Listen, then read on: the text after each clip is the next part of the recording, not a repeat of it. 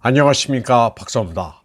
조지아 수도 트빌리시에서는 외국 대리인 등록 법안을 철폐하라면서 수만 명의 군중들이 반정부 시위를 벌이고 있습니다.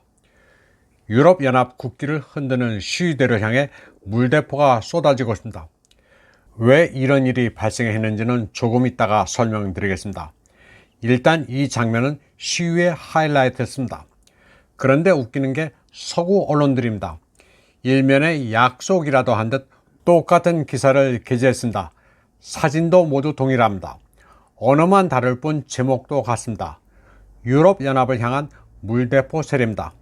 서구 매체들이 하는 짓이 대체로 이렇습니다. 누가 먼저 대표 시피를 하면 베낍니다. 논조도 동일합니다. 매뉴얼도 있을 법하지만 극구 부인하면서 자유 언론을 차차합니다. 조지아는 옛날 그루지아입니다. 스탈린의 고향이기도 한 조지아는 소련이나 러시아의 영향권에서 벗어나겠다면서 국명을 서구식으로 바꿨습니다. 시위의 발단은 여당이 입법부에서 다수로 채택한 외국 대리인 등록 법안이었습니다. 이 법안은 자금의 20% 이상을 외국으로부터 받는 NGO나 언론 매체는 당국에 등록할 것을 요구하고 있습니다. 반정부 시위대는 이 법안이 통과되자 러시아법을 베낀 것이라고 주장하면서 민주주의와 유럽 대서양 통합을 위태롭게 한다면서 의회 청사 난입을 시도했습니다. 그런데 사실 외국 대리인 등록 법안은 외국 세력의 침투를 막기 위해 러시아뿐 아니라 미국도 있는 법률입니다. 미국에서도 중국 공산당의 세력을 저지하기 위해 시행하고 있는 게 외국 대리인법입니다.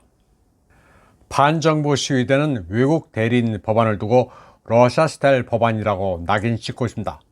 무조건 러시아를 가져다 붙이고 있습니다. 이에 대해 드미트리 페스코프 크렘린궁 대변인은 조지아의 소요 사태와 러시아는 하등의 관계가 없다고 선을 그었습니다.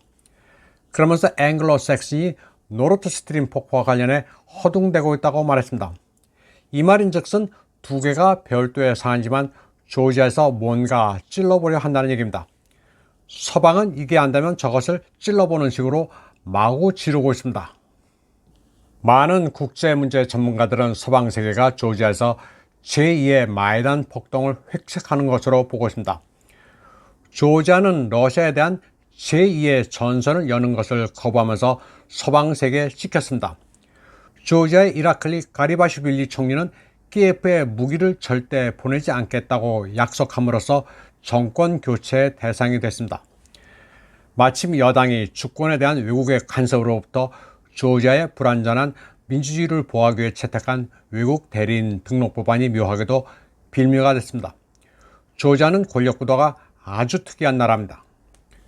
살로메 주라비슈빌리라는 여성 대통령이 따로 있는데 그녀는 지금 미국에 머무르면서 우크라이나 편을 들지 않은 정부를 전복하라고 선동하고 있습니다. 조지아는 총리와 대통령이 있는데 한 차례 개혁을 거친 뒤 지금은 총리가 더 힘이 셉니다. 살로메 주라비슈빌리는 우크라이나 젤렌스키와 정치적으로 같은 결을 가지고 있습니다. 그녀는 젤렌스키처럼 유럽연합과 나토에 가입하겠다는 꿈을 꾸고 있습니다. 따라서 굉장한 반러 성향입니다. 살로메 주라비슈빌리는 출신부터가 특이합니다. 프랑스에서 조지아 정치 난민 가정에서 태어났습니다. 그리고 경력의 대부분을 프랑스 외교관으로 보냈으며 2004년까지 조지아 주재 프랑스 대사였습니다. 그러니 서방 편향적인 것은 당연한 겁니다. 유럽 정치는 이처럼 아주 복잡합니다. 우리 상식으로는 이해되지 않는 것들이 많습니다. 트빌리시의 이번 시위에는 우크라이나가 묻었습니다. 나토 깃발과 함께 우크라이나 국기를 든 이들이 쉽게 눈에 띕니다. 마이단식 색깔 혁명을 누군가 기도하고 있다는 증거입니다. 그런가 하면 조지아 국기를 우크라이나 색깔로 바꾼 시위대도 보입니다. 이는 우크라이나 애들이 잘 써먹는 수법입니다. 얘들은 성조기도 이런 식으로 칠한 적이 있습니다. 그런데 트빌리시 주재 미 대사관은 성명을 통해 조지아 의회가 크렘린에서 영감을 받은 법률을 추진하는 것은 조지아 국민의 바람과 양립할 수 없다고 말했습니다. 또 이 법은 조지아 민주주의의 암흑기를 의미한다고 주장했습니다. 또 넷 프라이스 미 국무부 대변인은 이 법안이 통과되면 워싱턴이 조지아 정부에 제재를 가할 수도 있다고 밝혔습니다. 시위가 과격해지자 조지아 의회 다수당은 법안을 철회했습니다. 그리고 감정이 잦아들면 이 법안이 왜 필요한지 설명하겠다고 밝혔습니다. 그러나 야당은 법안이 어떻게 철회될지 불확실하다고 주장하면서 시위 과정에서 체포된 130여 명을 석방하라고 요구했습니다. 그러자 조지아 당국은 체포된 이들을 석방했습니다. 그러나 시위대는 계속 항의를 이어가고 있습니다. 그런 와중에 우크라이나 국가를 부르기도 했습니다. 우크라이나가 소요 배후에 있는 것입니다. 다음 소식입니다. 미 국방정보국 DNI 국장 에브릴 헤인스는 상원 정보위원회에서 푸틴이 몇 년 더 우크라이나전을 수행할 수도 있다고 주장했습니다. 그녀는 우크라이나전은 어느 쪽도 확고한 우세를 점하지 못하는 끔찍한 소모전이지만 푸틴은 전쟁을 계속할 것이라고 말했습니다. 에브릴 헤인스는 러시아군이 탄약은 부족하지만 2023년 상당한 영토를 이미 획득한 만큼 방어 태세로 전환해 전쟁을 더 끌 수도 있다고 말했습니다. 미국은 종종 자기네들 희망을 말하면서 러시아를 끌어다 붙입니다. 뭔가 의도한 대로 잘 되지 않고 있다는 방증입니다. 우크라이나군이 전장에서 패퇴하면서 이제는 소셜미디어로 심리전을 벌이고 있습니다. 보시는 화면은 우크라이나군이 쿠르스크 지역 2km까지 진출했다고 주장하기 위해 틱톡에 올린 겁니다. 이들은 영상에서 러시아에 대항해 끝까지 싸울 것이라면서 쿠르스크 주민들에 대해서도 협박했습니다. 앞으로 2주 동안은 일하러 가지도 말라면서 자기네들이 곳곳에 지뢰도 매설했다고 주장했습니다. 전장에서 이기지 못하니 키보드로 전쟁을 벌이고 있습니다. 그런데 이는 가짜로 드러났습니다. 왼쪽은 우크라이나군이 올린 영상이고 오른쪽은 그들이 서 있던 실제 장소입니다. 자세히 보면 왼쪽은 플레호보라고 표시되어 있고 오른쪽은 플레호보라는 간판이 보입니다. 바흐무트 자바흐무트가에서 우크라이나 기갑부대가 격파됐습니다. 키예프 군대 T-72AV와 T-64BV 전차가 무력화돼 나뒹굴고 있습니다.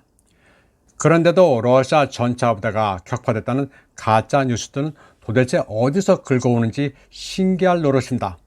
다음 소식입니다. 독일 디벨트 특파원은 바흐무트 주민들이 우크라이나군과 함께 철수하는 것을 거절했다고 말했습니다. 그는 주민들 대부분이 러시아군의 바흐무트 해방을 기다리고 있다고 전했습니다. 이제 서구 언론에서도 진실이 서서히 나오기 시작했습니다. 한편 러시아군이 우크라이나 전역에 대해 80발 이상의 각종 미사일을 날린 가운데 우크라이나 방공포대는 러시아 킨잘 미사일을 한 발도 요격하지 못했습니다. 이는 우크라이나군 대변인 유리 이그낫이 밝힌 내용입니다. 그런데 웃기는 것은 백악관의 존 커비 역시 이런 사실을 시인했습니다. 그는 미제 패트리엇 미사일이 러시아 크루즈 미사일을 요격하는데 아무짝에도 쓸모가 없다고 말했습니다. 이제 국제시장에서 패트리엇을 팔기는 글렀습니다.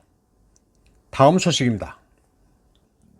젤렌스키는 크림 반도를 다시 빼앗아 뭔가 보여주겠다고 허풍을 떨고 있습니다. 그런데 이는 역사의 대접입니다. 우크라이나 네오나치에서 크림은 상징성이 있습니다. 1941년에 나치 독일이 크림을 점령했을 때 신문입니다. 독일군이 진입해 크림을 정복했다는 문구와 함께 슬라바 우크라이나, 게로얌 슬라바, 우크라이나와 영웅들에게 영광을 이라고 되어 있습니다. 사진에는 하일 히틀러, 슬라바 우크라이나라는 문구가 적힌 현수막도 보입니다. 네오나치 젤렌스키 정권이 크림에 집착하는 심리적인 이유입니다. 다음 소식입니다. 우크라이나 측은 이제 러시아 사회에 패닉을 심고 군에 대한 불신을 일으키기 위해 보이스피싱 같은 전화 테러도 자행하고 있습니다. 이를테면 콜센터를 차려놓고 군대 요원을 사칭해 병사들의 가족들에게 전화를 걸어 있지도 않은 사실을 유포해 공포를 심는 식입니다. 작전 중에 병사가 크게 다쳤다는 거짓말을 하거나 전사했는데 시신을 찾아주겠다면서 돈도 요구합니다. 우크라이나 정보당국은 이런 식으로 러시아 병사의 부모, 아내, 자녀들을 괴롭히려 시도하고 있습니다. 또 러시아어로 된 블로그나 대화방을 만들어 불안을 심을 만한 가짜 정보를 끊임없이 퍼뜨립니다. 그러나 보통의 러시아인들은 인터넷에 익숙해 이런 사기에 잘 걸려들지 않습니다. 또 러시아군이 정밀 유도 미사일로 통신망을 포함한 인프라를 파괴하는 경우가 잦아 이런 심리전도 여의치 않습니다. 이번 방송은 여기까지 하겠습니다. 시청해주신 여러분 감사합니다.